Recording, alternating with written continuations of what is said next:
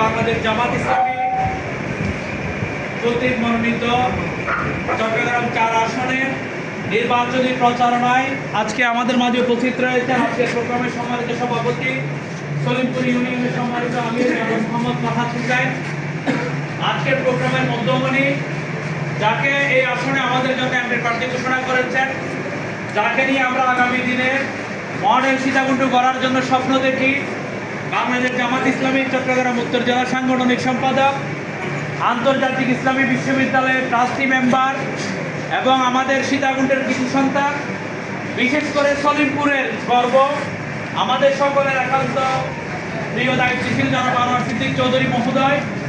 আমাদের মাঝে উপস্থিত হয়েছেন। এই 10 নং সলিমপুর ইউনিয়নের কৃষি সন্তান চট্টগ্রাম মহানগরীর সুরা কর্ম পরিষদ সদস্য, নবমগণিত দ্বারা সম্মানিত আমির, বারবার কারণে নির্যাতিত জনাব ফারুক আজম ভাই সহ উপস্থিত সম্মানিত ইউনিয়ন সেক্রেটারি মহিউদ্দিন চৌধুরী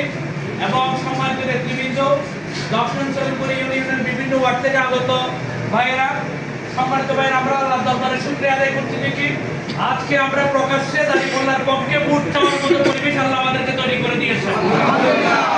একটা সময় আমাদের হাতে প্রতীক ছিল না, আমাদের দলের নিবন্ধন ছিল না। আল্লাহ রাব্বুল আলামিন অসংখ্য শহীদের রক্তের বিনিময়ে আমাদেরকে প্রতীক ফিরিয়ে দিয়েছেন, অসংখ্য শহীদের রক্তের বিনিময়ে আমাদের নিবন্ধন ফিরিয়ে দিয়েছেন। আমরা আশা করছি এই নিয়ামতগুলো যথাযথভাবে ব্যবহার করে আমাদের হাতে যে সুযোগ আছে এই সুযোগকে কাজে লাগিয়ে